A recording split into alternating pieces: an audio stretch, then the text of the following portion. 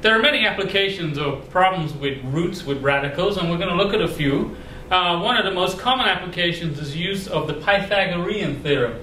The Pythagorean theorem, you may recall, says that in a right triangle, in other words, this angle here is 90 degrees, or a right angle. In a right triangle, the square of each leg, the sum of each leg squared, is a hypotenuse squared. In other words, a squared plus b squared is c squared, where c is the hypotenuse. So this idea of a squared plus b squared equals c squared can be used to solve a triangle. If we know two sides, we can figure out the other side. So let's take an example. Suppose we have put some numbers on a and b, like this one. Suppose a is 6 and b is 8, and we want to find c. So we want to find c, or find what the length of c is, and so we use the Pythagorean theorem, which says that a squared plus b squared is c squared. In other words, 6 squared plus 8 squared would be c squared. And so we use, do some calculations. 6 squared is 36, 8 squared is 64, equals c squared. 36 plus 64 is 100, is c squared. And so how do we find c? This is when we square root both sides, because the square root of a square is just the number itself, or c in this case.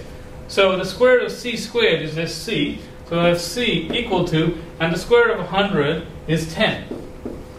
And so c is 10. The hypotenuse is 10.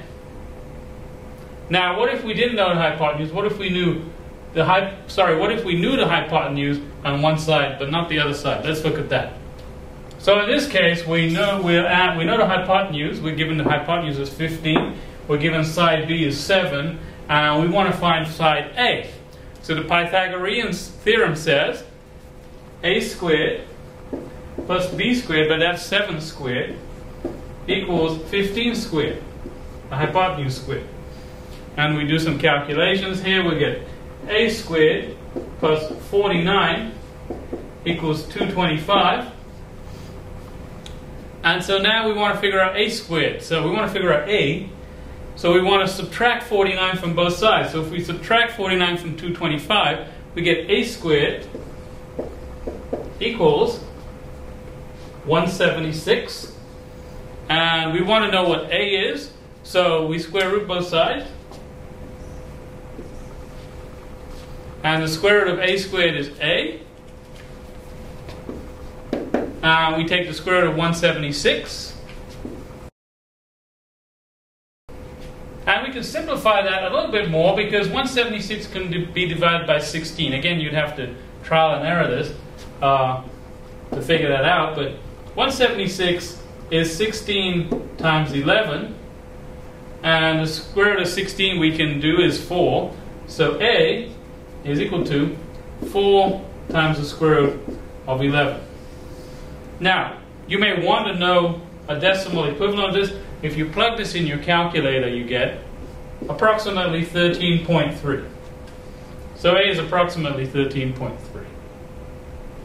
Here's another application of a radical equation that looks at the velocity and the acceleration on the Earth.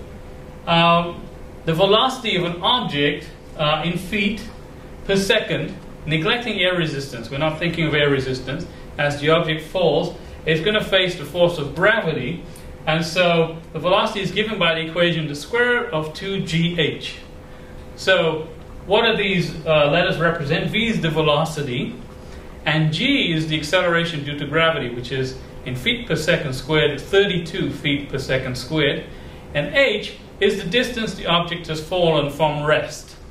So think of something falling off a building, not being thrown off, but just falling off a building. That's h is going to be the distance it's traveled. Okay, so we're asked to find the velocity once it's fallen 5 feet.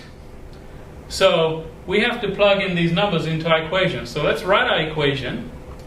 So we have v equals the square root of 2gh, and we have to plug in 32 for g, that's the force of gravity, or the acceleration due to gravity, and h is the distance the object has fallen, so we plug those in.